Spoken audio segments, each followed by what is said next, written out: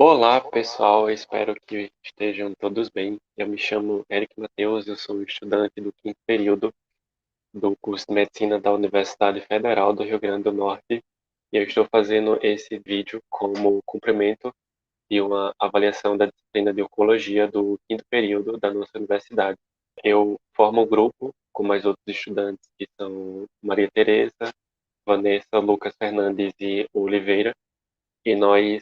fizemos o trabalho com o título de OncoGuide,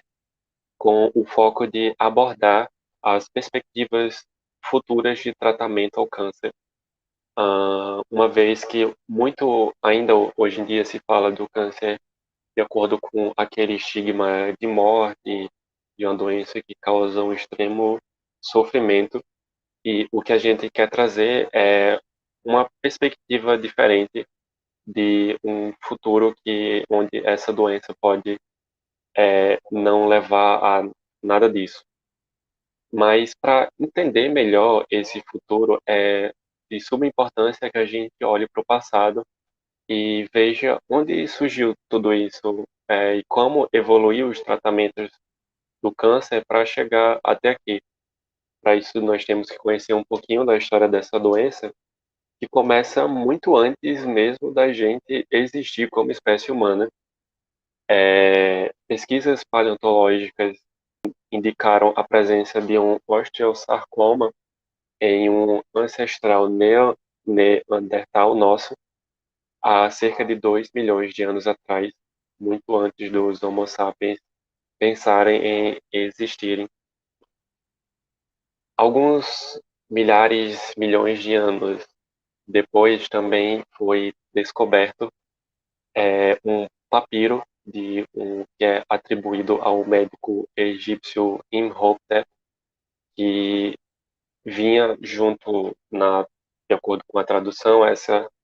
seguinte mensagem do papiro que caracterizava doenças de acordo com características, sintomas e até cheiros. E essa doença que era presente em mamas de mulheres foi caracterizada por ele como uma massa protuberante nos seios de consistência de uma pinha, que era fria ao toque, que não derramava ou não expelia nenhum líquido e que se espalhava por debaixo da pele, bem característico de um câncer de mama. E o que era mais interessante é que, junto da descrição da doença, vinha uma indicação terapêutica de acordo com os padrões tecnológicos da época, e mesmo para o Imhotep e para todos os egípcios, essa doença era caracterizada como sem tratamento. Avançando mais alguns aninhos, chegando ali a 400 antes de Cristo, na época dos gregos, o Hipócrates, o pai da medicina, ele vai dar o primeiro nome a essa doença que a gente chama de câncer, a partir da identificação de tumores sólidos como um nódulo bem proeminente no centro, como vocês podem ver aqui, e que se espalha como pernas para as áreas adjacentes, caracterizando uma figura similar de um caranguejo, que era chamado de carquinos na linguagem grega. Dos gregos também vai vir a palavra oncos, que em tradução significa algo como nódulo ou massa, que vai dar o nome da oncologia, que é a disciplina que a gente paga hoje, e é o estudo dos cânceres no geral. Um pouquinho mais tarde, já depois de Cristo, mais ou menos ali no primeiro século, no primeiro para o segundo século, o médico Galeno e outros estudantes que vieram, estudantes da medicina, antes e durante esse período, formulam a explicação das doenças a partir da teoria humoral, que dizia que todas as doenças poderiam ser explicadas pelo desequilíbrio de quatro fluidos presentes no corpo humano, sendo esses o sangue, a fleuma, a bile amarela e a bile negra, sendo o excesso de bile negra que causaria os cânceres. E como vocês vão ver ao longo do resto da apresentação e começando aqui, qualquer tentativa de nova descoberta e explicação dessa doença vai vir com alguma proposta terapêutica. E o que se propunha nessa época era, obviamente, a remoção desse excesso de bile negra, seja por sangria, tirando o sangue da pele da pessoa, ou seja, cirurgicamente, como vocês podem ver essa mastectomia aí da Idade Média. Outras terapias também eram muito curiosas, como óleo de sapo, pó de caranguejo, algo bem místico que com certeza não levava a melhora clínica ou cura. Mas algo que é interessante de ver mesmo algo dessa época da Idade Média, vocês podem ver aqui pelo laser, é que após a mastectomia ainda havia alguma perspectiva de pós-operatório, né? Inclusive com a presença de uma prótese de seios que era instalado nas mulheres que passavam por essa cirurgia. Essa teoria perdurou até mais ou menos 1800 ali, onde com o avanço técnico-científico, o Virchow, que era um médico, assim, pelos padrões da época patologista, que identificou, a partir do avanço tecnológico com os microscópios,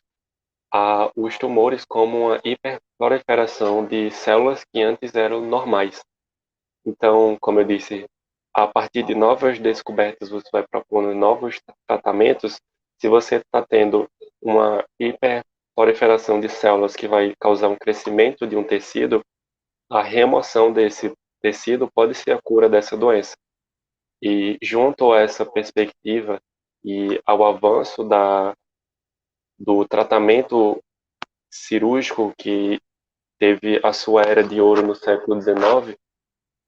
muitas novas cirurgias surgiram como perspectivas de tratamento para os cânceres. E essas cirurgias, na época, ela tinha um conceito muito essencial, que era o da radicalidade. Quanto mais você tirasse de tecido, maior era a perspectiva de cura dos doentes, o que não necessariamente era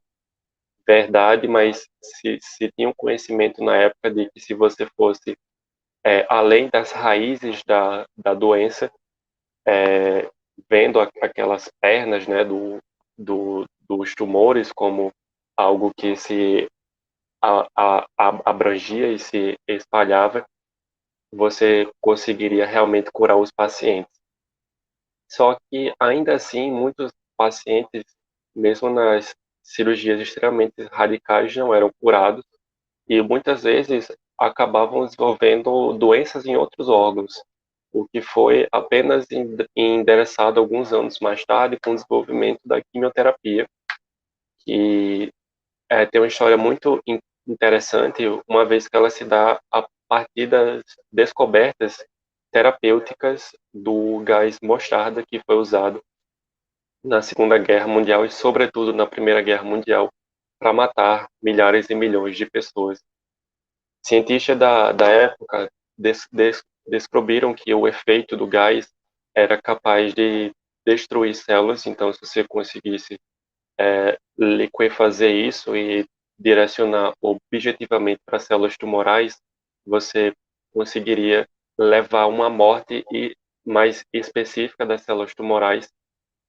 tendo essa característica das células que se multiplicam repentinamente e numa velocidade muito rápida. O tratamento quimioterápico ele tem um auge ali mais ou menos na década de 60, quando se começa a fazer, sobretudo, tratamento para crianças com leucemia mieloide aguda, e ainda assim era um tratamento com muitos danos, mas que ao longo das décadas foi diminuindo a mortalidade de uma doença que para 70%, 50%, e que hoje chega a números bem mais ínfimos que isso. A radioterapia, ela começa a ser aplicada alguns anos mais tarde, mas ela é descoberta alguns anos mais cedo. A, a ideia de radioatividade, ela é descoberta ali no final do século XIX, principalmente pelo casal Curie, né? E a partir da descoberta dos raios-x e do uso da chapa para ver imagens abaixo da nossa pele, sobretudo os ossos. A partir do descobrimento dessa capacidade de partículas gerarem energia e de destruir coisas, é buscado um direcionamento terapêutico de que essa energia possa destruir então as células tumorais. Só mostrando aqui o livro que nós utilizamos como referência para a nossa aula e a nossa discussão de hoje sobre a história do câncer, que é um imperador de todos os males, que conta a história do câncer desde o comecinho até as perspectivas de futuro dessa doença, que é o que nós vamos falar aqui um pouquinho nesse final. Primeiro, de suma importância, desmistificar uma frase clássica que é a cura do câncer. Esse é um panfleto de marketing da década de 60, numa campanha americana levantada pela Sociedade